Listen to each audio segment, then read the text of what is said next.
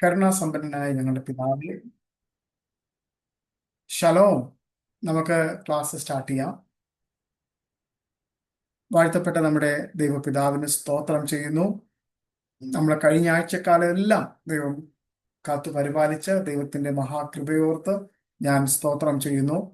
നമുക്ക് കഴിഞ്ഞ ആഴ്ചയില് നമ്മള് എബ്രായ എബ്രായർ ആരാന്ന് നമ്മൾ നോക്കിക്കണ്ടു. അതേപോലെ തന്നെ യഹൂദർ ആരാന്ന് നമ്മൾ നോക്കിക്കണ്ടു.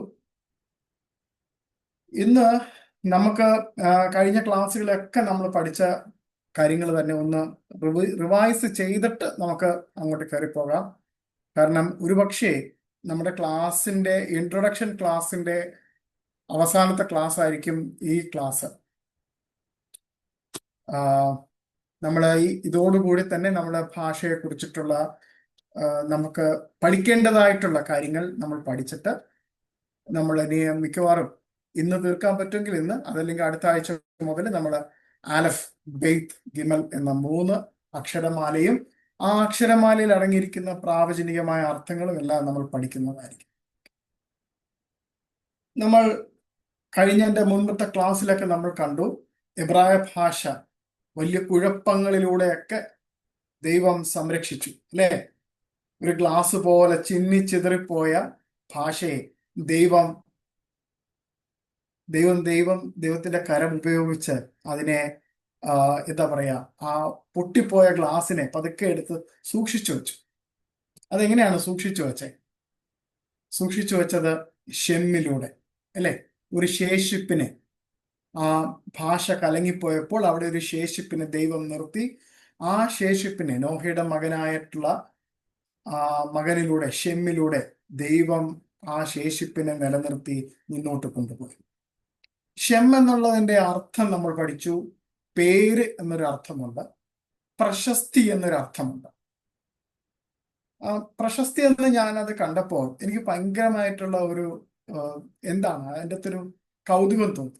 എന്താണ് പ്രശസ്തിയിലേക്ക് വരേണ്ടുന്നത്? ആരെ പ്രസിദ്ധപ്പെടുത്താനായിട്ടാണ് അങ്ങനെ ഒരു അർത്ഥവും കൂടി അതിൻ്റെ അകത്ത് ഒളിപ്പിച്ചു വെച്ചത്? അത് നമ്മുടെ യഹോശുവയെ ഒളിപ്പിച്ചു വച്ചിരിക്കുകയായിരുന്നു. യഹോശുവനെയാണ് കാലാന്തരത്തിൽ, കാലസമ്പൂർണതയിൽ പ്രസിദ്ധപ്പെടുത്തിയത്. ഷെമ്മിന്റെ വംശത്തിലൂടെ, ഷെമ്മ, എബറിൽ കൂടെ, അത് കഴിഞ്ഞ് നമ്മൾ പഠിക്കുന്നത് ഒരു തലമുറയെ തന്നെ പഠിക്കുന്നുണ്ട്.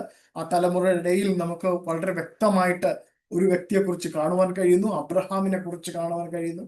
അബ്രഹാമിന്റെ മക്കളായിട്ടുള്ള ഐസക്കിന്റെ മക്കളായിട്ടുള്ള, അവിടെ ഒരാളെ മാറ്റി നിർത്തിയിട്ട് അടുത്ത ആളെ എടുക്കുന്നു. അദ്ദേഹത്തിന്റെ പേര് യാക്കോബ്. യാക്കോബിന്റെ 12 മക്കൾ. അതിലൂടെ നീണ്ട ഒരു വംശപാരമ്പര്യത്തിലൂടെ നമുക്ക് കാണുവാൻ കഴിയും. കാലസമ്പൂർണതയിൽ ലോകം മുഴുവനും ഇന്ന് ആ നാമം അറിയുന്നുണ്ട്. ആ നാമത്തിലൂടെയാണ്, ആ നാമത്തെ പ്രതിയാണ് നമ്മൾ ഇന്ന് ഈ ഭാഷ പഠിക്കാനായിട്ട്, ബിബ്ലിക്കൽ ഹീബ്രു പഠിക്കാനായിട്ടിരിക്കുന്നത്.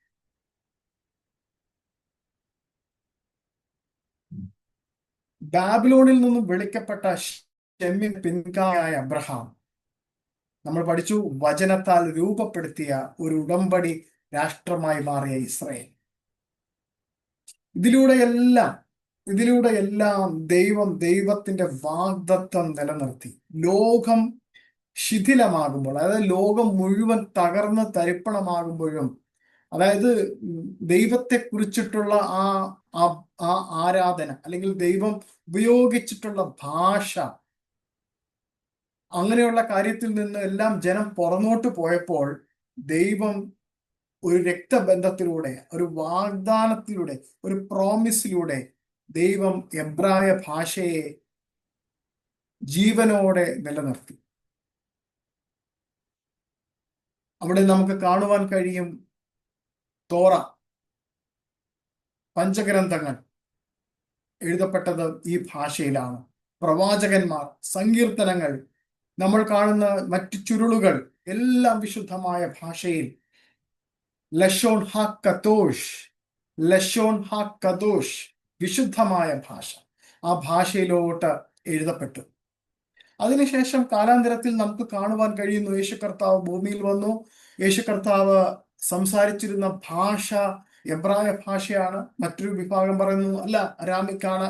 അപ്പോൾ നമുക്ക് അരാമിക്കിനെ കുറിച്ച് നമുക്ക് പഠിക്കേണ്ടതായിട്ടുണ്ട്.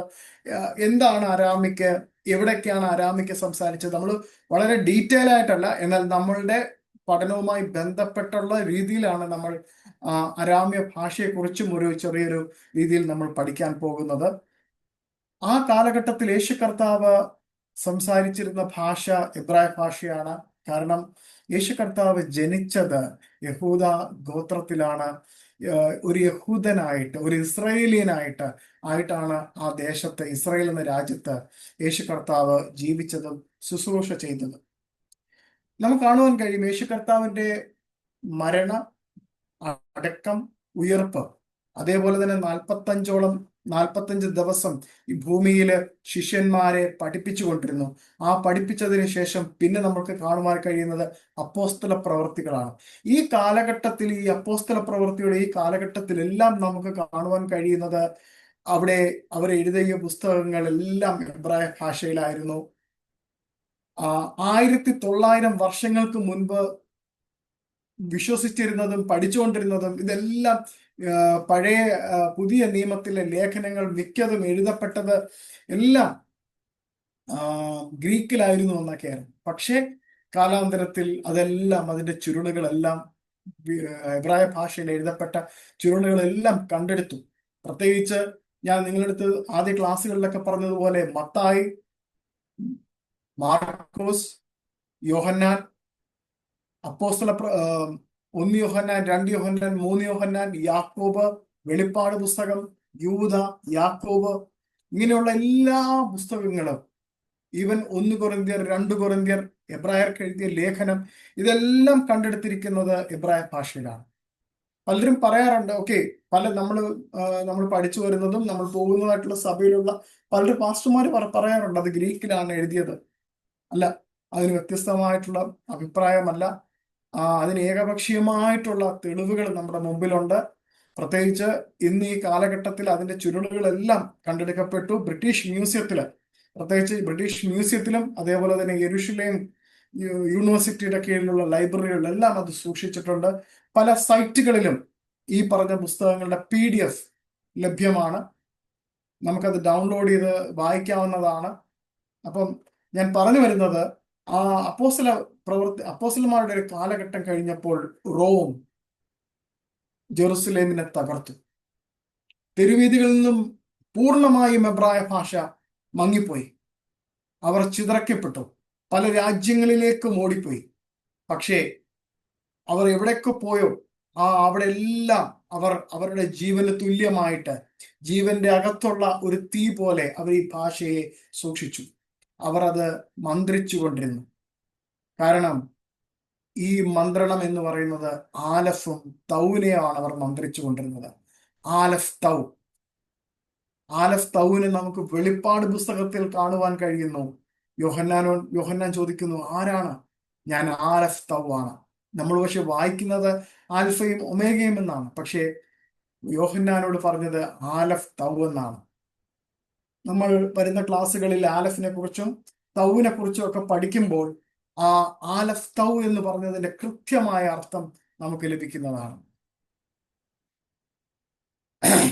കാരണം കാലഘട്ടം ഈ ഭാഷയെ, സാമ്രാജ്യങ്ങൾ ഈ ഭാഷയെ, പലതരത്തിലുള്ള രാജാക്കന്മാർ, അധികാരികൾ, നേതാക്കൾ ഈ ഭാഷയെ ഇന്നും ലോകത്തിൽ നിന്നും മായ്ച്ചു കളയാൻ ആഗ്രഹിക്കുന്നു.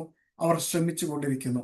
പക്ഷേ അതിനെ എത്രത്തോളം അതിനെ അടിച്ചമർത്താൻ ശ്രമിക്കുന്നുവോ അത്രത്തോളം എഴുന്നേറ്റ് ശക്തിയോടെ വരികയാണ് ഹല്ലേലൂയ നമ്മൾ ഈ പഠിക്കാൻ പോകുന്ന ഈ ഭാഷ.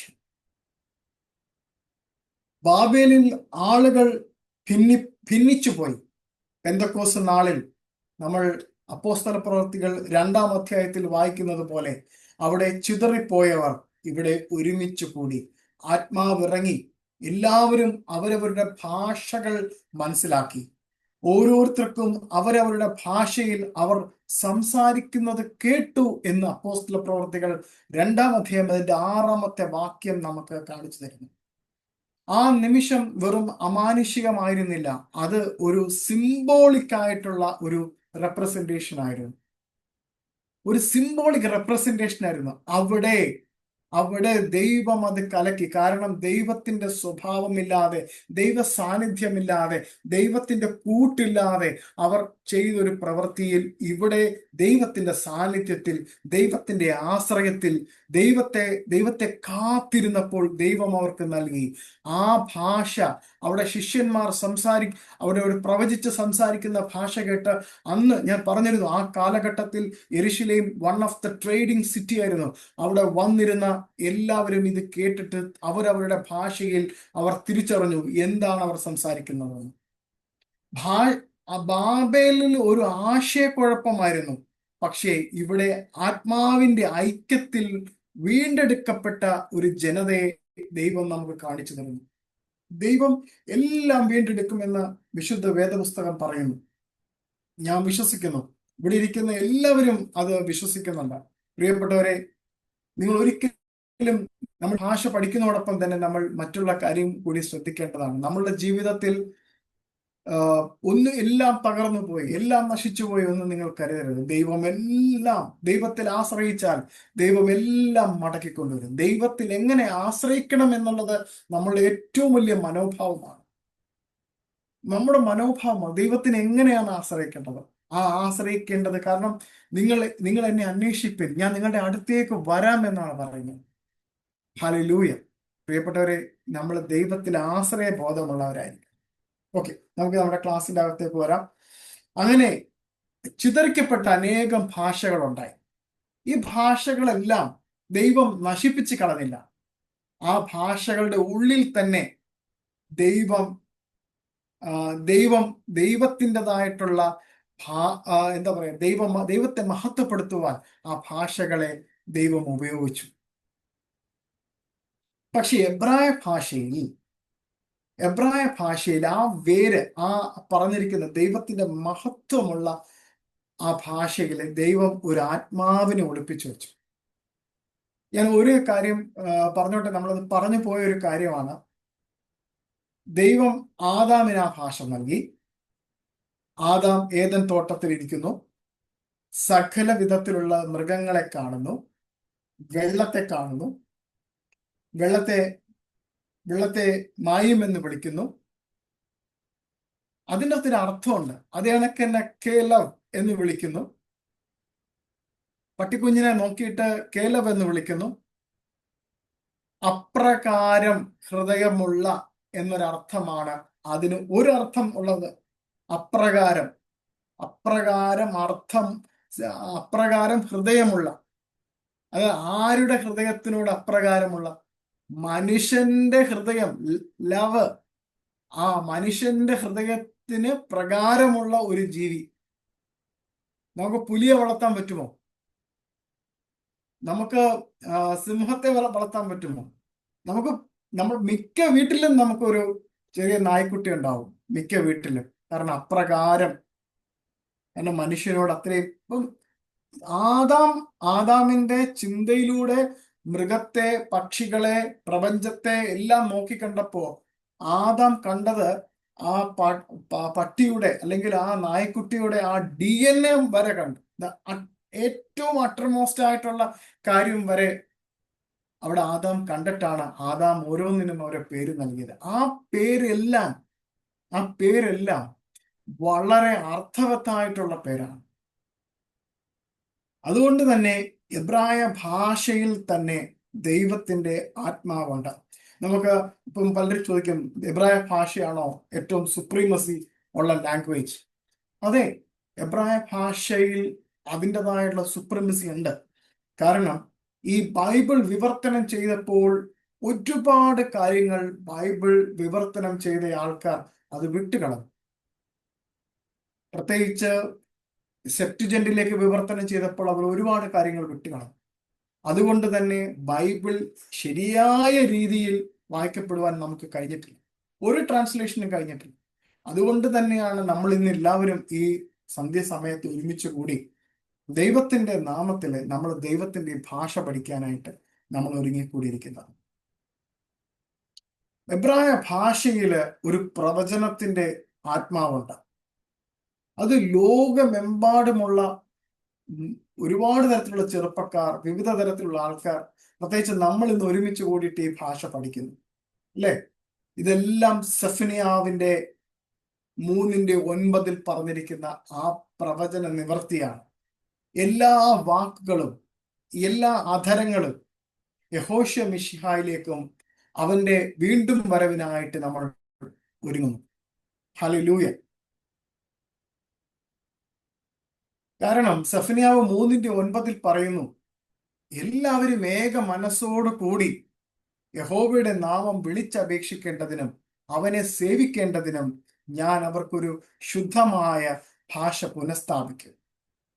എല്ലാ ഭാഷയും ദൈവത്തിന്റെ മഹത്വം ദർശിക്കുന്നതിന് വേണ്ടിയിട്ട് ദൈവം അനുവദിച്ചപ്പോൾ എബ്രായ ഭാഷയിൽ അതിന്റെ വേരുകളിൽ ദൈവത്തിന്റെ ആത്മാവിനാൽ സ്പന്ദിച്ചുകൊണ്ടിരുന്നു. ഭാഷാ സംസ്കാരം, സർഗാത്മകത, ആവിഷ്കാരം എന്നിവയെ പ്രതിഫലിപ്പിക്കുന്നു ഈ എബ്രായ ഭാഷയുടെ വിരൽ അടയാളങ്ങൾ.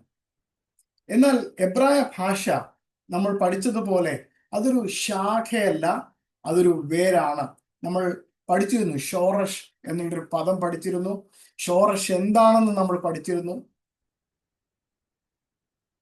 നമ്മൾ കണ്ടിരുന്നു എന്താണ് ജലത്തിനു മീതെ ദൈവത്തിന്റെ ആത്മാവ് പരിവർത്തിക്കുന്നത് പോലെ.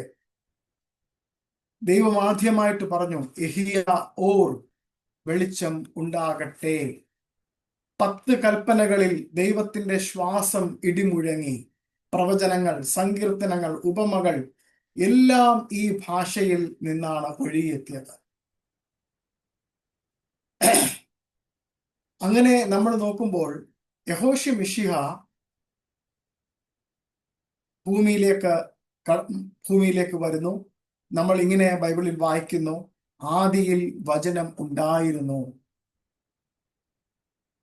ബാര ഡവാർ എന്നായിരുന്നു അവിടെ യഥാർത്ഥത്തിൽ യോഹന്നാൻ എഴുതിയത്. പക്ഷേ നമ്മുടെ കയ്യിൽ ഗ്രീക്ക് പതിപ്പ് കിട്ടിയത് കൊണ്ട് അവിടെ ലോഗോസ് എന്ന് കണ്ടു. യഥാർത്ഥത്തിൽ ഡവാർ എന്നുള്ളൊരു പദമായിരുന്നു യോഹന്നാൻ എഴുതിയത്. കാരണം യോഹന്നാൻ അത് എഴുതാനുള്ള മെയിൻ കാരണം ദൈവത്തിന്റെ ആ ദൈവത്വത്തെ പൂർണ്ണമായി എടുത്ത് കാണിക്കുന്നതിന് വേണ്ടിയിട്ടായിരുന്നു യോഹന്നാൻ അത് എഴുതിയത്. പക്ഷേ അൺഫോർച്ചുനേറ്റ്ലി നമുക്ക് കിട്ടിയിരിക്കുന്ന ട്രാൻസ്ലേഷൻ എല്ലാം ലോഗോസ് എന്ന് അടയാളപ്പെടുത്തുന്നതായിരുന്നു. കാരണം നമ്മൾ ഏത് നോക്കിക്കഴിഞ്ഞാലും ഓക്കെ, ഗ്രീക്ക് ബൈബിൾ അല്ലെങ്കിൽ ഗ്രീക്കാണ് നമുക്ക് ട്രാൻസ്ലേഷൻ ആയിട്ട് കിട്ടുന്നത്. യഥാർത്ഥത്തിൽ യോഹന്നാൻ ആരായിരുന്നു? യോഹന്നാൻ ഒരു യഹൂദനായിരുന്നു. യോഹന്നാൻ നോർത്തേൺ ഗലീലിയിൽ താമസിച്ചിരുന്ന ഒരു യുവാവായിരുന്നു. യോഹന്നാൻ എഴുതിയത് ഹീബ്രു ഭാഷയിലായിരുന്നു തന്റെ സുവിശേഷം എഴുതിയത്. 3 സുവിശേഷങ്ങളും എഴുതി കഴിഞ്ഞതിന് ശേഷമാണ് യോഹന്നാൻ ഈ ഒരു സുവിശേഷം എഴുതുന്നത്. അന്നത്തെ കാലത്ത് ഒരുപാട് തരത്തിലുള്ള ദുരുപദേശങ്ങൾ നിലനിന്നിരുന്നു. പ്രപഞ്ചത്തെ ദൈവമായിട്ട് കണ്ട് ആരാധിക്കുന്ന ഒരു കൂട്ടം ജനമുണ്ടായിരുന്നു, ജ്ഞാനമതമുണ്ടായിരുന്നു. അവർ ചോദിച്ചു, ദൈവം ആരാണ്? ദൈവം എവിടുന്ന് വന്നു? അതിനെ വളരെ വ്യക്തമായിട്ട് പറഞ്ഞു മനസ്സിലാക്കുവാനായിട്ടാണ് യഥാർത്ഥത്തിൽ യോഹന്നാന്റെ സുവിശേഷം എഴുതി. 4-ാം സുവിശേഷം എന്ന് പറയുന്ന യോഹന്നാന്റെ സുവിശേഷം. ആദിയിൽ ദവാർ ഉണ്ടായിരുന്നു.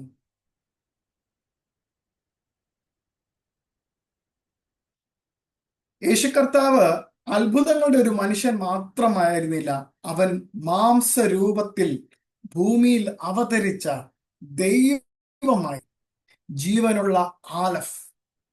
അപ്പോൾ ഞാൻ ഈ ആലഫ് ഇടയ്ക്ക് പറയുന്നു, ഞാൻ ഇടയ്ക്ക് തൗ പറയുന്നു. ഇത് പറയുമ്പോഴെല്ലാം നിങ്ങൾ മനസ്സിലാക്കിക്കോ, നമ്മൾ വരുന്ന ക്ലാസ്സുകളിൽ നമ്മൾ ആലഫിനെ കുറിച്ച് വിശദമായിട്ട് പഠിക്കും. ആലഫിനെ കുറിച്ച് പഠിക്കും. അപ്പോഴാണ് ആലഫ് എന്തായിരുന്നു, എന്തുകൊണ്ടാണ് യോഹന്നാൻ വെളിപ്പാടിൽ ആലഫ് തൗ എന്ന് എഴുതിയത്? നമ്മൾ വായിക്കുന്നത് ആൽഫയും ഒമേഗയും എന്നാണ്. പക്ഷെ യഥാർത്ഥത്തിൽ യോഹന്നാൻ വെളിപ്പാട് പുസ്തകം എഴുതിയപ്പോൾ ആലഫ് തൗ എന്നാണ് എഴുതിയത്. അതേപോലെ തന്നെ എബ്രായ ഭാഷയിൽ മിസ് ചെയ്ത, നമ്മുടെ ബൈബിളിൽ മിസ് ചെയ്തൊരു വാക്കാണ് യത്ത് എന്നുള്ള വാക്ക്. ഞാൻ തുടക്കം തന്നെ പറഞ്ഞിട്ടുണ്ട്, ബറഷിത്ത് ബാറ യത്ത് എലോഹിം യത്ത് ഷമായിം എന്ന് പറഞ്ഞു. ആ യത്ത് ആലഫ് തൗ അത് വിട്ടുപോയി. അത് വിട്ടുപോയി. അത് വിട്ടുപോകേണ്ട. നമ്മുടെ ആ അർത്ഥത്തിന് തന്നെ അർത്ഥം, ബൈബിളിൽ നമ്മൾ വായിക്കുന്ന ആ അർത്ഥത്തിൽ തന്നെ നമുക്ക് ഒരുപാട് തരത്തിലുള്ള ബ്രേക്കേജ്, ബ്രോക്കൻസ് ഉണ്ടായിട്ട്. യേശു കർത്താവ് യഥാർത്ഥത്തിൽ നമുക്കതൊരു പ്രാവചനികമായിട്ടുള്ള ഒരു ഇതിലേക്ക് ഞാൻ സംസാരിക്കുന്നത്. യേശു കർത്താവ് യഥാർത്ഥത്തിൽ ഭൂമിയിൽ മനുഷ്യരെ രോഗസൗഖ്യം നടത്തിയപ്പോ യഥാർത്ഥത്തിൽ ബാബേലിൽ ഉള്ളൊരു ശാപം ഉണ്ടായിരുന്നു. ആ ശാപത്തെയാണ് യഥാർത്ഥത്തിൽ യേശു കർത്താവ് മാറ്റിക്കൊണ്ടിരുന്നത്. ഇതൊരു സ്റ്റഡിയാണ്. ഇതിനെക്കുറിച്ച് നിങ്ങൾക്ക് വ്യക്തമായിട്ട് നിങ്ങൾക്കൊന്ന് ചിന്തിക്കാനുള്ള ഒരു സ്പേസ് ഞാൻ ഒരുക്കി തരുവാണ്. ഞാൻ കഴിഞ്ഞ ആഴ്ചയിൽ നമ്മൾ സംസാരിച്ചു 70 രാഷ്ട്രങ്ങളെ കുറിച്ച് എഴുതാനായിട്ട്. എൻ്റെ അകത്ത് എഴുതിയ വളരെ 3 പേരാണ് എഴുതിയത്. 3 പേരും ലേഡീസ് ആയിരുന്നു, സഹോദരിമാരായിരുന്നു. ഞാൻ ഒരുപാട് പേരിൽ നിന്നും പ്രതീക്ഷിച്ചിരുന്നു, പക്ഷേ അൺഫോർച്ചുനേറ്റ്ലി ആരും എഴുതി അവതരിപ്പിച്ചില്ല. അവരെഴുതിയത് വളരെ ഗംഭീരമായിരുന്നു. അവർ കണ്ടെത്താൻ ശ്രമിച്ച കാര്യങ്ങൾ. എന്നാൽ ഒന്നുകൂടി ഞാൻ ചോദിക്കുന്നു, ഈ 70 പേരെ നിങ്ങൾക്ക് എവിടെ കാണുവാൻ പറ്റും? ഒരു 70 പേരെ നിങ്ങൾക്ക് എവിടെ കാണുവാൻ? ഞാൻ ആ ക്വസ്റ്റ്യൻ ആൻസർ ചോദിക്കുന്ന സമയത്ത് നമുക്ക് ആ 70 പേരെ നിങ്ങൾ എവിടെ കണ്ടെത്താൻ പറ്റുമെന്ന് ആരെങ്കിലും കണ്ടുപിടിക്കുകയാണെങ്കിൽ നമുക്ക് ആ സമയത്ത് സംസാരിക്കാം. ഓക്കെ. അപ്പോ നമുക്ക് യേശു കർത്താവിനെ കണ്ടു. യേശു കർത്താവ് വാഗ്ദത്തം ചെയ്ത പരിശുദ്ധാത്മാവിനെ ലഭിച്ചു. അങ്ങനെ ആ പരിശുദ്ധാത്മാവിന്റെ ശക്തിയാൽ, കൃപയാൽ എന്താ ആ സെഫനിയാവ് 3:9 പ്രവചനത്തിന്റെ ആരംഭം ഭൂമിയിൽ ആരംഭിച്ചു. അതിനുശേഷം നമ്മൾ ഇങ്ങനെ കണ്ടു, ഒരു കുടുംബത്തിൽ നിന്നും പല ജനതകളിലേക്ക് ഒഴുകി വന്ന ഒരു ഉടമ്പടി ആയിരുന്നല്ലോ എബ്രായ ഭാഷ എന്ന് പറയുന്നത്. അവിടെ കഴിഞ്ഞ ആഴ്ചയിൽ നമ്മൾ സെമറ്റിക്കുകളെ കുറിച്ച് കണ്ടു. ആരാണ് ഷെമറ്റിക് എന്നൊക്കെ മനസ്സിലായി. ഷെമ്മിന്റെ അഥവാ ഷേമ്യ വംശത്തിൽ നോഹയുടെ പുത്രന്മാരിൽ ഒരാളായിരുന്നു ഷെമ്മ്. ആ ഷെമ്മിന്റെ വംശത്തിൽപ്പെട്ട, അല്ലെങ്കിൽ ആ വംശത്തെയാണ് സെമൈറ്റുകൾ എന്ന് പറയുന്നത്. അവരിൽ നിന്നാണ് വരുന്നത്. വെള്ളപ്പൊക്കത്തിന് ശേഷം ഷെമ്മിന്റെ വംശപരമ്പര ഒരു പ്രത്യേക പ്രവചന അനുഗ്രഹം വഹിച്ചു. ഷെമ്മിന്റെ വംശപരമ്പര ഒരു പ്രത്യേക പ്രവചന അനുഗ്രഹം വഹിച്ചു. ഉൽപ്പത്തി പുസ്തകം 9:26 നമുക്ക് ഇങ്ങനെ കാണുവാൻ കഴിയും, ഷെമ്മിന്റെ ദൈവമായ യഹോവ വാഴ്ത്തപ്പെടട്ടെ. ഷെമ്മിന്റെ ദൈവമായ യഹോവ വാഴ്ത്തപ്പെടട്ടെ. നമ്മൾ നേരത്തെ പറഞ്ഞു, ഷെം എന്നുള്ള പദത്തിന് നാമം അല്ലെങ്കിൽ പേര്, നെയിം എന്നൊക്കെ ഒരു അർത്ഥമുണ്ട്. അത് കൂടാതെ തന്നെ റെപ്യൂട്ടേഷൻ എന്നും കൂടെ ഒരു അർത്ഥമുണ്ട്, പ്രശസ്തി. അപ്പൊ ഞാൻ പറഞ്ഞു, അവിടെ ഇത് യേശു കർത്താവിലേക്കാണ് ഈ പ്രശസ്തി വന്ന് നിൽക്കുന്നത്. അത് എവിടത്തെ ആ പ്രവചനം നോക്കി, ഷെമ്മിന്റെ ദൈവമായ യഹോവ വാഴ്ത്തപ്പെടട്ടെ. യഥാർത്ഥത്തിൽ നമ്മുടെ മലയാളത്തിന്റെ അകത്തൊക്കെ ഓരോ പരിമിതികളുണ്ട് ട്രാൻസ്ലേഷനിൽ. അവിടെ യഥാർത്ഥത്തിൽ നമ്മൾ ഇതിന്റെ അർത്ഥങ്ങളും അർത്ഥവ്യാപ്തികളുടെ ഇതും പോകേണ്ടുന്നത് ഹെബ്രായ ഭാഷയിലുള്ള ബൈബിള് തന്നെയാണ് നമ്മൾ നോക്കുന്നത്. അതിൽ നോക്കുമ്പോഴാണ് ഇതിന്റെ അർത്ഥവ്യാപ്തിയുടെ കാര്യങ്ങൾ പോകുന്നത്. നമ്മൾ പഠിച്ച ഓരോ വാക്കിനും ഒരുപാട് തരത്തിലുള്ള വാക്കിന് ഒരുപാട് തരത്തിലുള്ള അർത്ഥങ്ങളുണ്ട്. ആ വാക്കിന്റെ അക്ഷരങ്ങൾക്കകത്ത് അർത്ഥങ്ങളുണ്ട്. അതും ഡിഫറെന്റ് ലേയേഴ്സ് ആണ്, പല പല തട്ടിലായിട്ടുള്ള അർത്ഥങ്ങളാണ്. കാരണം കോണ്ടെക്സ്റ്റ്, ഫിഗർ, ലിറ്ററലി ആയിട്ടുള്ള ഒരു മീനിങ് ഉണ്ട്, പ്രോഫിറ്റിക്കൽ ആയിട്ടുള്ള ഒരു മീനിങ് ഉണ്ട്. അപ്പൊ പിന്നെ ഈ വാല്യൂ ഉണ്ട്, ഓരോ അക്ഷരത്തിനും വാല്യൂ ഉണ്ട്. ഇതെല്ലാം അടുക്കി വെച്ചിട്ടാണ് നമ്മൾ ഒരു വാക്കിന്റെ അല്ലെങ്കിൽ ആ വാക്കിന്റെ അകത്തിരിക്കുന്ന ഒരു പ്രവചനികമായിട്ടുള്ള അല്ലെങ്കിൽ ഒരു ഡീകോഡിങ്, ലാംഗ്വേജ് ഡീകോഡിങ് നമ്മൾ നടത്തുന്നു. ഓക്കെ, നമ്മുടെ ക്ലാസ്സിലേക്ക് വരാം. നമ്മൾ കാണുന്നു, ഇത് ദൈവത്തിന്റെ നാമം മഹത്വപ്പെടേണ്ടതിന് ലോകത്തിലേക്ക് കൊണ്ടുപോകാൻ തിരഞ്ഞെടുക്കപ്പെട്ട ഒരു വംശപരമ്പരയെ ഇവിടെ കാണിക്കുന്നു. നമ്മൾ അതേപോലെ തന്നെ ഷെമ്മിന്റെ പിൻഗാമിയായ ഏബർ എന്ന എന്ന വാക്ക് പഠിച്ചു. അത് എവിടെ നിന്നാണ് വരുന്നതെന്ന് നമ്മൾ പഠിച്ചു. അതിന്റെ അർത്ഥം പഠിച്ചു. കടന്നു പോകുന്നവനെന്നാണ് നമ്മൾ പഠിച്ചു. അങ്ങനെ വിശാലമായ അർത്ഥത്തിൽ തന്നെ നമ്മൾ ഈ ഷെമറ്റിക് കുടുംബത്തെ നമ്മൾ കാണുവാൻ പോവുകയാണ്. ഷെമ ആരാണ് എബ്രായർ? എന്താണ് ഷെമറ്റിക് വംശം? അല്ലെങ്കിൽ എവിടെ നിന്നാണ് ഇത് സ്റ്റാർട്ട് ചെയ്തത് എന്നെല്ലാം നമ്മൾ പഠിച്ചു. എന്നാൽ ഷെമറ്റിക് കുടുംബത്തിനുള്ളിൽ വേറിട്ട് നിൽക്കുന്ന ഒരു പ്രവാചക ശേഷിപ്പാണ് എബ്രായർ. കാരണം ഈ ഷെമ്മിന്റെ മക്കള് തന്നെ കുറെ പേര്, ഇവരും തന്നെ പല മധ്യപൂർവേഷ്യയിലൊക്കെ ചിതറിപ്പോയി. നമ്മൾ അവരെ കുറിച്ചാണ് ഈ നോക്കാൻ പോകുന്നത്. അവരിന്റെ ആ ഷെമ്മിന്റെ അകത്ത് ഉള്ള ഒരു കുടുംബം ആണ് എബ്രായർ, എബർ. അവരാണ് പ്രാവചനികമായിട്ടുള്ള ഈ ദൂത് കൈമാറ്റ ചെയ്യപ്പെട്ട് മുന്നോട്ട് പോകുന്നത്. അപ്പോൾ നമുക്ക് വിശാലമായ ആ ഷെമറ്റിക് കുടുംബത്തെ ഒന്ന് പരിചയപ്പെട്ടിട്ട് വരാം. ഷെമറ്റിക്കിന്റെ പിൻഗാമികൾ നിരവധി പുരാതന ജനതകളെ രൂപപ്പെടുത്തി. ഷെമറ്റിക് പിൻഗാമികൾ നിരവധി പുരാതന ജനതകളെ രൂപപ്പെടുത്തി. ഫിനീഷ്യൻസ്, കാനാന്യർ, അക്കാഡിയന്മാർ, മൊവാബ്യരും അമോന്യരും, അരാമ്യർ. നോട്ട് കുറിക്കുന്നവർ ഇത് എഴുതിയെടുത്ത് കാണുമെന്ന് ഞാൻ വിശ്വസിക്കുന്നു. അപ്പോൾ നമുക്ക് ഫിനീഷ്യൻസിനെ കുറിച്ചിട്ട് കണ്ടുവരാം. അതായത് മലയാളത്തിൽ ഫൊനീഷ്യക്കാർ എന്ന് പറയും, ഇംഗ്ലീഷിൽ അത് ഫിനീഷ്യൻസ് എന്ന് പറയും. നാവികരും ആദ്യകാല അക്ഷരമാലകൾ ഒന്നിന്റെ കണ്ടുപിടുത്തക്കാരുമാണ് ഇവർ. ഹീബ്രു ഭാഷയ്ക്ക് സമീപമുള്ള ഒരു കനാന്യ ഭാഷ സംസാരിച്ചു. ലെബനന്റെ തീരത്ത് ഇവർ സ്ഥിര താമസമാക്കി. ഇവര് മീൻപിടുത്തക്കാരും നാവികരുമായിട്ട് ഇവരെ കണക്കാക്കുന്നു. അടുത്തതായിട്ട് നമുക്ക് പഠിക്കാനുള്ളത് കനാന്യരെ കുറിച്ചാണ്. യഥാർത്ഥത്തില് നമ്മൾ കാണുവാൻ കഴിയുന്നത് വാഗ്ദത്ത ദേശത്തെ നിവാസികളായിട്ടാണ് ഇവരെ നമ്മൾ കണ്ടുവരുന്നത്. സാംസ്കാരികപരമായിട്ട് ഇവരൊരു പുറം ജാതിക്കാരാണ്. കാലാന്തരത്തിൽ ഇസ്രയേലിന്റെ കീഴടക്കിലൂടെ ഇവർ കുടിയേർക്കപ്പെട്ടവരും, അതുപോലെ തന്നെ ഇവരുടെ കൂട്ടത്തിൽ തന്നെ ഹിത്യരും പെരിസ്യരും യെബൂസ്യരും ഉൾപ്പെടുന്നു. ഇവരുടെ കൂട്ടത്തിൽ ഹിത്യരും പെരിസ്യരും യെബൂസ്യരും ഉൾപ്പെടുന്നു. മൂന്നാമത് നമുക്ക് പഠിക്കാനുള്ളത് അക്കാഡിയന്മാരെ കുറിച്ചിട്ടാണ്. അക്കാഡിയന്മാര് മെസപ്പൊട്ടേമിയൻ സാമ്രാജ്യങ്ങളുടെ സ്ഥാപകരാണ്. അക്കാഡിയൻ ഭാഷ, ക്യൂണിഫോം, ഗിൽഗാമേഷിന്റെ ഇതിഹാസം എന്നിവയുടെ സൃഷ്ടാക്കളാണ്. എനിക്കറിയുമെന്ന് തോന്നുന്നില്ല നിങ്ങൾക്ക് ആർക്കെങ്കിലും സംശയങ്ങൾ ഉണ്ടാകും. ഗിൽഗാമേഷിന്റെ ഇതിഹാസം, എപ്പിക് ഓഫ് ഗിൽഗാമേഷ് കേട്ടിട്ടുണ്ടായിരിക്കാം.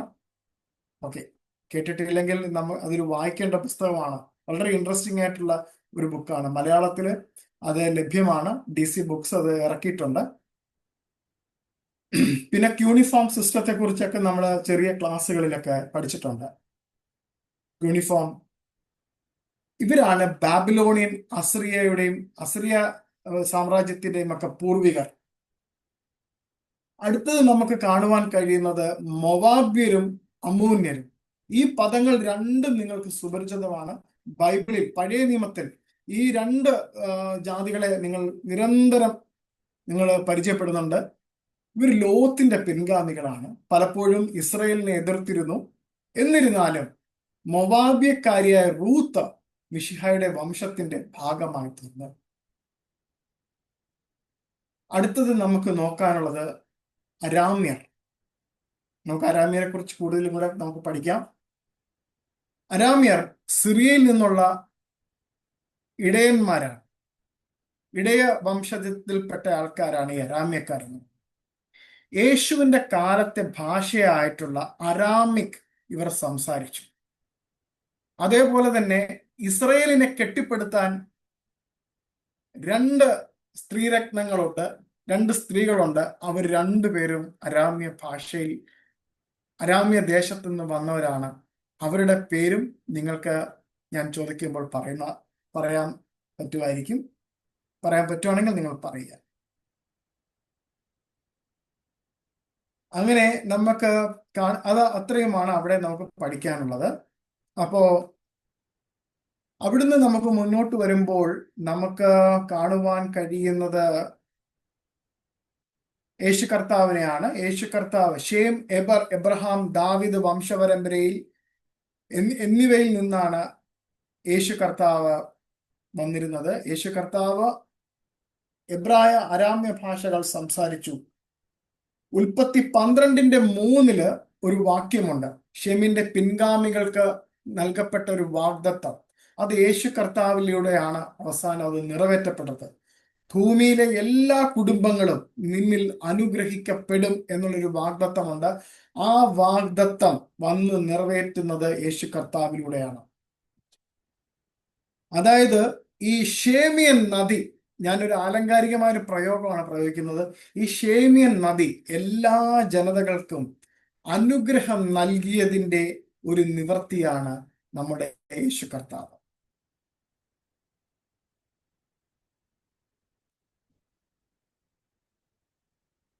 നമ്മൾ പഠിച്ചതുപോലെ ഈ സെമറ്റിക് ലാംഗ്വേജിന്റെ സവിശേഷതകൾ നമ്മൾ പഠിച്ചു.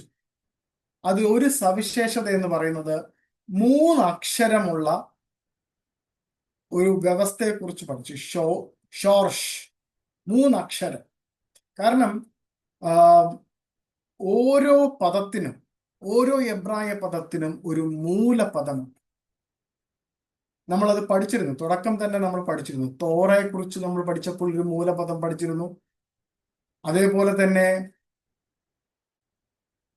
തന്നെ നമ്മൾ എബറിനെ കുറിച്ച് പഠിച്ചിരുന്നപ്പോൾ ഒരു മൂലപദം പഠിച്ചിരുന്നു. അതേപോലെ തന്നെ സെമറ്റിക് ലാംഗ്വേജസിന്റെ ഏറ്റവും വലിയ പ്രത്യേകത എന്ന് പറയുന്നത് അതിന്റെ 3 അക്ഷരമുള്ള ഒരു മൂലപദമാണ്.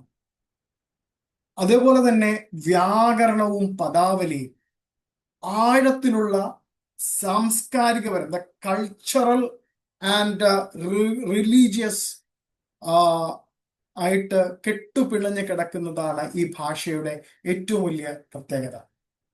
ലിംഗ്വിസ്റ്റിക് ആയിട്ട് ഈവൻ നമ്മുടെ ഹീബ്രു ഭാഷയ്ക്ക് തന്നെ വളരെ പ്രത്യേകതയുണ്ട്. യേശു കർത്താവ് പലപ്പോഴും സംസാരിച്ചിരുന്നത് ഫിഗറേറ്റീവിലായിരുന്നു, ലിറ്ററലി സംസാരിച്ചിട്ടുണ്ട്. അതേപോലെ തന്നെ ഏറ്റവും കൂടുതൽ ഇഡിയംസ് സംസാരിച്ചിട്ടുള്ളത് സുവിശേഷങ്ങളിൽ പരീശന്മാരോട് സംസാരിക്കുമ്പോൾ, ഉപമകൾ സംസാരിക്കുമ്പോൾ എല്ലാം ഇവിടെ യേശു കർത്താവ് ഏറ്റവും കൂടുതൽ ഉപയോഗിച്ചിരിക്കുന്നത് ഇഡിയംസ് ആണ്. നമ്മൾക്ക് ആ ഇഡിയംസ്, ആ കാലഘട്ടത്തിൽ അവർ ഉപയോഗിച്ചിരിക്കുന്ന ഇഡിയംസ്, അതേപോലെ തന്നെ ട്രോപ്പിക്കലായിട്ടുള്ള കാര്യങ്ങൾ കർത്താവ് സംസാരിച്ചിട്ടുണ്ട്, ജോഗ്രാഫിക്കലായിട്ട് കർത്താവ് സംസാരിച്ചിട്ടുണ്ട്. ഇതെല്ലാം ചേർന്നതാണ് ഹീബ്രു ലാംഗ്വേജ് എന്ന് പറയുന്നത്. അപ്പൊ ഹീബ്രു ലാംഗ്വേജിന് നമ്മൾ ഒരു വശത്തൂടെ മാത്രം നോക്കിയാൽ അതിന്റെ അർത്ഥങ്ങളും അർത്ഥതലങ്ങളും കിട്ടത്തില്ല. വിവിധ വ്യത്യസ്തമായ രീതിയിൽ കാണണം. വിവിധ തലങ്ങളുള്ള, മുഖങ്ങളുള്ള ഒരു ഭാഷയാണ് എബ്രായ ഭാഷ. അപ്പൊ അതിന്റെ വ്യത്യസ്തമായ രീതിയിൽ കണ്ടാൽ മാത്രമേ അതിന്റെ ഉള്ളിലുള്ള ആഴവും പരപ്പും നമുക്ക് കണ്ടെത്തുവാൻ, പഠിക്കുവാൻ കഴിയത്തുള്ളൂ. ഞാൻ നിങ്ങൾക്കൊരു പദം നമ്മുടെ ക്ലാസ് ആലഫ് മുതൽ തൗ വരെ എടുത്തു കഴിഞ്ഞതിന് ശേഷം ഞാനൊരു പദം നിങ്ങളെ പഠിപ്പിക്കും. യമത്ത് എന്ന് വെച്ചാൽ ട്രൂത്ത്, സത്യം എന്നാണ്. ആ യമത്ത് എന്നുള്ളൊരു പദം പഠിപ്പിക്കുമ്പോൾ ആ യമത്ത് എന്താണെന്ന് ഞാൻ പഠിക്കും. ആലഫ്, മെം, തൗ, ഈ 3 അക്ഷരങ്ങളാണ് യമത്ത് എന്നുള്ള പദം എഴുതാൻ ഉപയോഗിക്കുന്നത്. ആ യമത്ത് എന്നുള്ള പദം നിങ്ങൾക്ക് ഞാൻ വരച്ച് കാണിച്ചു തരാം. അപ്പോഴേ നിങ്ങൾ സത്യം എന്താണെന്ന് മനസ്സിലാകത്തുള്ളൂ, സത്യത്തെ എങ്ങനെയാണ് കാണേണ്ടതെന്ന് മനസ്സിലാകത്തുള്ളൂ. ഇപ്പൊ ഇതിന്റെ അർത്ഥം എന്ന് പറയുന്നത് സത്യമാണ് സുവിശേഷം, സത്യമാണ് വചനം. ഈ സത്യത്തെ അതേപോലെ കാണുമ്പോഴാണ് അതിൻ്റെ ആ മനോഹരത്വം നമുക്ക് പ്രകടമാണ്. അതുപോലെയാണ് നമ്മുടെ ബൈബിളിലെ വചനങ്ങളും നമുക്ക് ആ തലത്തിലൂടെ നോക്കുവാൻ കഴിയണം. ഓക്കെ, നമ്മുടെ ക്ലാസ്സിലേക്ക് നമുക്ക് വരാം. നമ്മൾ ഷെമറ്റിക് ഭാഷയുടെ സവിശേഷതകളെ കുറിച്ചിട്ടാണ് സംസാരിക്കുന്നത്. പ്രധാനപ്പെട്ട ഷെമറ്റിക് ഭാഷകള് ഞാനിവിടെ പറഞ്ഞു പോകാം. ഒന്ന് ഹീബ്രു, ബൈബിളിലെ പവിത്രമായ ഭാഷ, ആധുനിക ഇസ്രായേലിന്റെ ഭാഷ. അത് നശിച്ചു പോരുന്നതാണ്. അത് പിന്നെ നമ്മളത് പഠിക്കാം. കുറച്ചൊരു ചരിത്രമോടെ നമ്മൾ പഠിക്കും. ആ ചരിത്രം പഠിക്കുമ്പോൾ നമ്മൾക്ക് മനസ്സിലാകും പിൽക്കാലത്ത് ഈ ഭാഷ അവർ പുനരുജ്ജീവിച്ചു.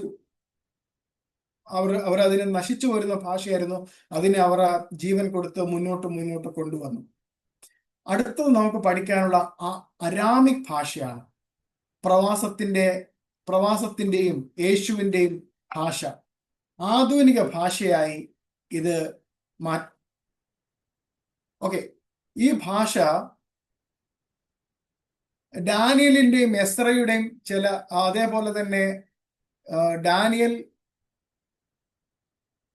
അതേപോലെ തന്നെ മറ്റൊരു പ്രവാസ പുസ്തകമായിട്ടുള്ള എസ്തറിന്റെ ചില ഭാഗങ്ങളും എഴുതപ്പെട്ടത് ഈ അരാമിക്കിലാണ്. യേശു കർത്താവും ശിഷ്യന്മാരും അന്ന് സംസാരിച്ചിരുന്നതും അവർ സംസാരിച്ചിരുന്ന ഒരു കൊളോക്കിയൽ ലാംഗ്വേജ് ആയിരുന്നു അറാമിക് ലാംഗ്വേജ്. അതേപോലെ തന്നെ അറബിക്, അക്കാഡിയൻ, ഫിനീഷ്യൻ ഇതെല്ലാം ഈ സെമറ്റിക് ലാംഗ്വേജുമായിട്ട് വരുന്നതാണ്. അറബിക് എന്ന് പറയുന്നത് നമുക്ക് കാണുവാൻ കഴിയും, അതായത് കവികളുടെയും ഹീബ്രു അരാമിക് ഭാഷകളുമായി വേരുകൾ പങ്കിടുന്ന ഒരു ഭാഷയാണ് അറബിക് ഭാഷ.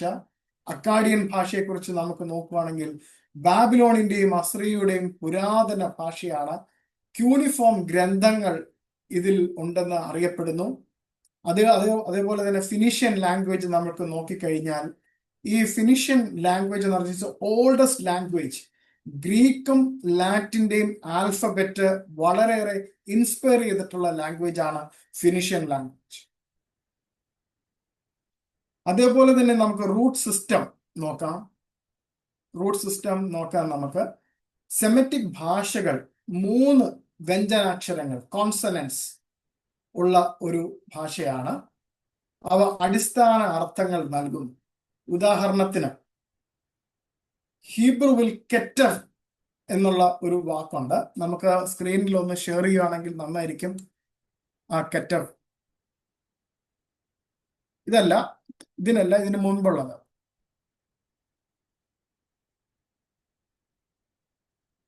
ഇതല്ല മുമ്പുള്ളത്. ഹീബ്രു എന്ന് എഴുതിയിരിക്കുന്ന വേറൊരു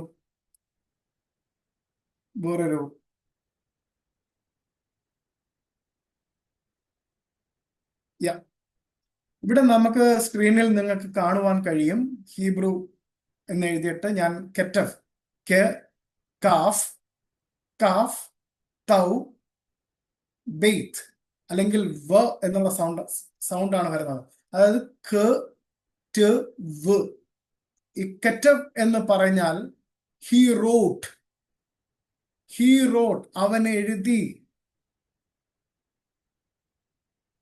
അല്ലെങ്കിൽ എഴുത്ത്, അല്ലെങ്കിൽ കെറ്റവിന്റെ അർത്ഥം എഴുത്തെന്നാണ്. കെറ്റവ് എന്നത് അവൻ എഴുതി അല്ലെങ്കിൽ അദ്ദേഹം എഴുതി.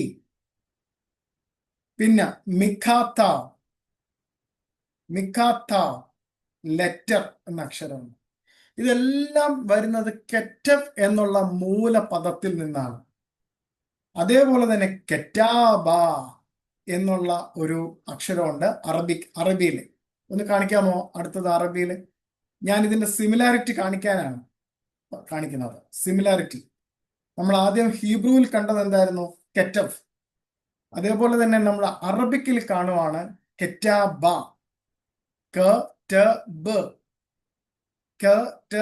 മറ്റേത് ഇത് ഇതിനും സെയിം അർത്ഥമാണ്, എഴുത്ത്. കെറ്റാബ അദ്ദേഹം എഴുതി അല്ലെങ്കിൽ അവൻ എഴുതി. കിതാബ് ബുക്ക്. മക്തബ് ഇറ്റ് ഈസ് റിട്ടൺ, അത് എഴുതിയിരിക്കുന്നു. പക്ഷെ മൂലപദം എന്ന് പറയുന്നത് സെയിം പോലെയാണ്. അതേപോലെ തന്നെ അരാമിക്കും ഹീബ്രുവും എല്ലാം ഒരേ വേരിൽ നിന്നാണ് മുന്നോട്ട് പോയിരിക്കുന്നത്. അപ്പൊ ആ ഒരു സെമറ്റിക് ലാംഗ്വേജിനെ കുറിച്ച് നിങ്ങൾക്കൊന്ന് പറഞ്ഞു മനസ്സിലാക്കാൻ ഞാൻ ശ്രമിക്കുമായിരുന്നു.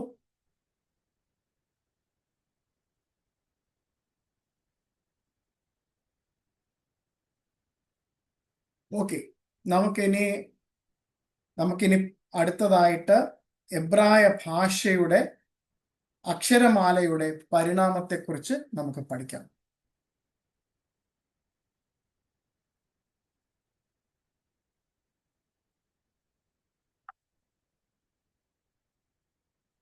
എബ്രായ ഭാഷയുടെ അക്ഷരമാലയെ കുറിച്ച്, അതിന്റെ എവല്യൂഷനെ കുറിച്ച് പഠിക്കാം. റെക്കോർഡിംഗ് ഒന്ന് സ്റ്റോപ്പ് ചെയ്യാൻ പറ്റുമോ? ഓക്കെ. നമ്മൾ എബ്രായ അക്ഷരമാലയുടെ പരിണാമത്തെക്കുറിച്ച് നമുക്ക് പഠിക്കാം. നമ്മളിത് സൃഷ്ടിയുടെ അക്ഷരമാലയായിട്ട് നമ്മൾ ഇതിനെ കണ്ടിരുന്നു. യഹൂദ പാരമ്പര്യവും എബ്രായ അക്ഷരങ്ങളെ മുമ്പുണ്ടായിരുന്ന ആത്മീയ ആദ്യ രൂപങ്ങളെയും ദൈവം പ്രപഞ്ചത്തെ സൃഷ്ടിച്ച കോസ്മിക് കോഡുകളെയും കാണുന്നു. കർത്താവിന്റെ വചനത്താൽ ആകാശം സൃഷ്ടിക്കപ്പെട്ടു എന്ന് നമുക്ക് സങ്കീർത്തനം 33:6 നമുക്ക് വായിക്കാം. ഓക്കെ. ഇവിടെ നമുക്ക് നേരത്തെ ഒരു പ്രിയപ്പെട്ട സഹോദരൻ ചോദിച്ചതുപോലെ ഏത് കാലഘട്ടത്തിലാണ്, ഏത് നൂറ്റാണ്ടുകൾക്കും അപ്പുറമാണ് ഇത് ഈ ഒരു എബ്രായ ഭാഷ ഉണ്ടായത്? യഥാർത്ഥത്തിൽ നമുക്ക് ചരിത്രത്തിൽ അനേകം തെളിവുകളുണ്ട്. ഇന്ന കാലഘട്ടത്തിൽ ഇന്ന ചരിത്രം ഉടലെടുത്തപ്പോൾ ഇന്ന ഭാഷാ സംവിധാനം രൂപപ്പെട്ടു. അതിനു മുൻപേ ഗുഹാചിത്രങ്ങളിലൂടെ മനുഷ്യനുമായി സംവേദിക്കുവാനായിട്ട് അവർ ഗുഹയിൽ എഴുതി തുടങ്ങി എന്നൊക്കെ അനേകം കാര്യങ്ങൾ നമുക്ക് കാണുവാൻ കഴിയും. പക്ഷെ നമ്മൾ ഇന്നിവിടെ കൂടിയിരിക്കുന്നവരും ഇത് കേട്ടുകൊണ്ടിരിക്കുന്ന ആരെങ്കിലുമൊക്കെ, ഇനിയും അനേകം പേര് ഇത് കേൾക്കാനുണ്ട്. നമ്മൾ പഠിക്കുന്നത് ബിബ്ലിക്കൽ ഹീബ്രു ആണ്. അപ്പോൾ നമ്മൾ ബൈബിളിന്റെ ഉള്ളിൽ നിന്നാണ് പഠിക്കുന്നത്. ഇപ്പോൾ ഒരു ചോദ്യം നമുക്ക് ഇങ്ങനെ ശാസ്ത്രീയമായിട്ട് ചോദിക്കും, ആദ്യത്തെ മനുഷ്യൻ എവിടെ നിന്ന്, where is the first man came? Okay, ആ മനുഷ്യന് മുൻപ് നമ്മൾ വായിക്കുന്നുണ്ടല്ലോ നിയാൻഡർത്താൽ മനുഷ്യൻ, അല്ലെങ്കിൽ അതിനു മുൻപേ ഉള്ള മനുഷ്യൻ, ദിനോസറുകൾ, ഇങ്ങനെയൊക്കെ നമ്മൾ വായിക്കുന്നുണ്ടല്ലോ. ആ കാലഘട്ടത്തിൽ ജീവിച്ചിരുന്ന മനുഷ്യൻ. യഥാർത്ഥത്തിൽ ചരിത്രം, ഞാൻ പറഞ്ഞിരുന്നു, ചരിത്രങ്ങൾ, സംസ്കാരങ്ങൾ ഒരു നദി പോലെ ഒഴുകുമ്പോൾ അതിന്റെ നടുവിലൂടെ ഒഴുകുന്ന ഒരു ചരിത്രമാണ് ബൈബിൾ എന്ന് പറയുന്ന ചരിത്രം. ആ നടുവിലൂടെ ഒഴുകുന്ന ചരിത്രത്തിന്റെ ഉള്ളിലുള്ള ഒരു മനുഷ്യനെ, ആദ്യത്തെ മനുഷ്യനെ കുറിച്ച് അടയാളപ്പെടുത്തുന്നതാണ് ആദം. ആ ആദാമിലൂടെയുള്ള ആ പരമ്പരയും ആദാമിലൂടെ ജനിക്കപ്പെട്ട ദൈവം കൊടുത്ത ഭാഷയെ കുറിച്ചിട്ടുമാണ് നമ്മൾ സംസാരിക്കുന്നത്.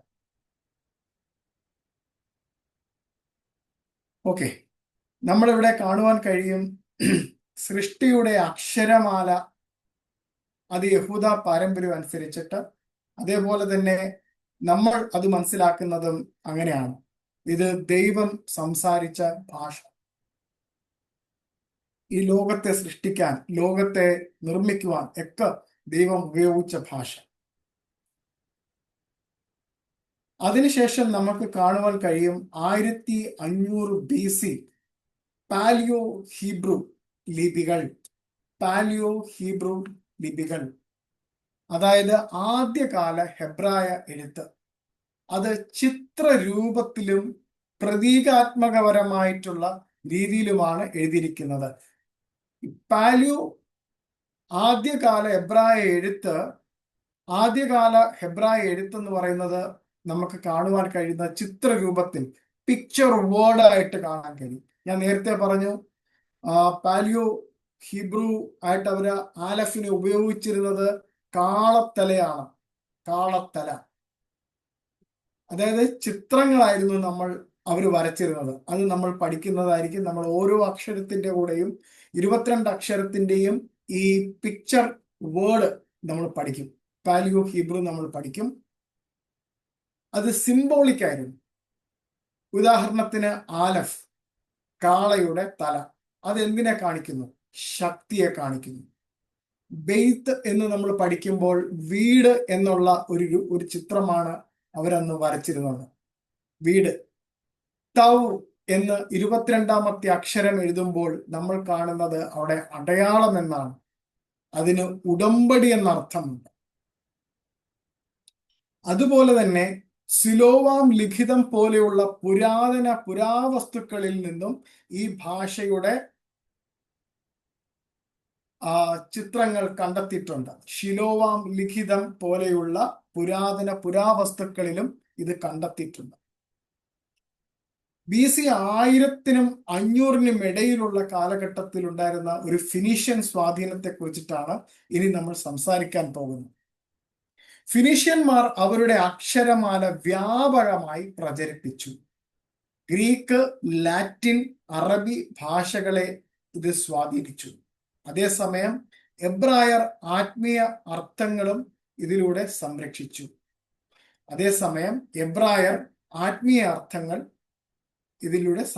സംരക്ഷിച്ചു.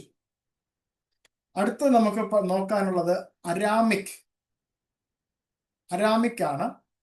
അരാമിക് അക്ഷരത്തിന്റെ പ്രത്യേകത എന്ന് പറയുന്നത് കുറച്ച് സ്ക്വയർ ഫോർമാറ്റ് ആണ്. അത് പിൽക്കാലത്ത് ഈ എബ്രായന്മാര് ഈ ഒരു സ്റ്റൈല് അവരുടെ ഹീബ്രു എഴുതുന്നതിലും അവരത് കൊണ്ടുവന്നു.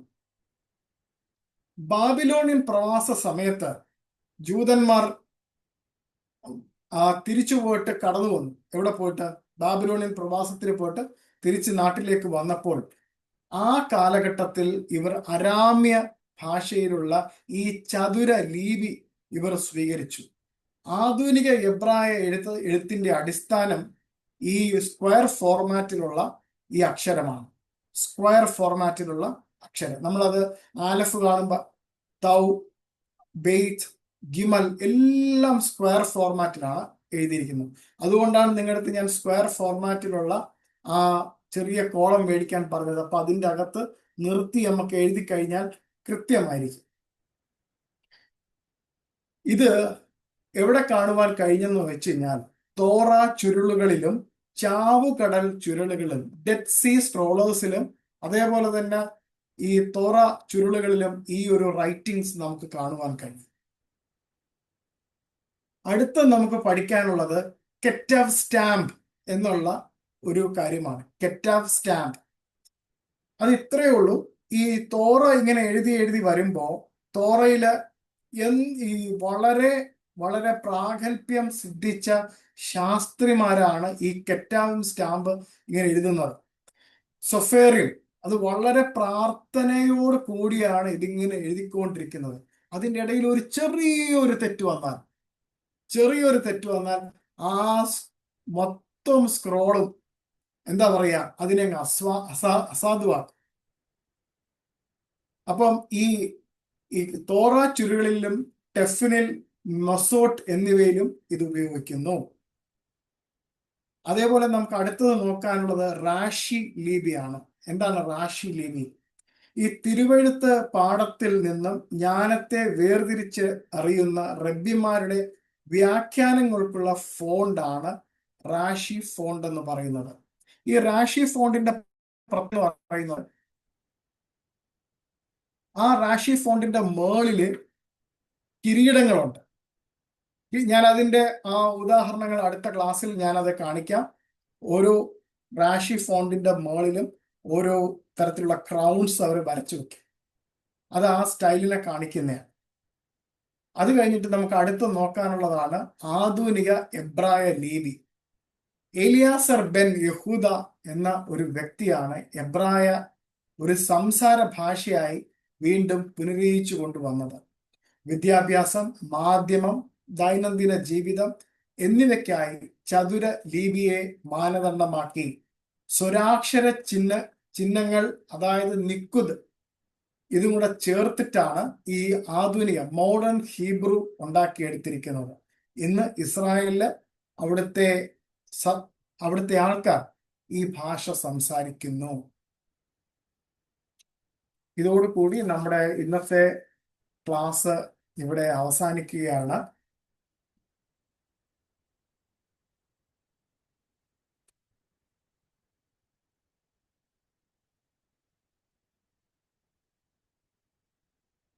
എന്തെങ്കിലും സംശയങ്ങൾ ഉണ്ടെങ്കിൽ ചോദിക്കാം. നമ്മുടെ റെക്കോർഡിംഗ്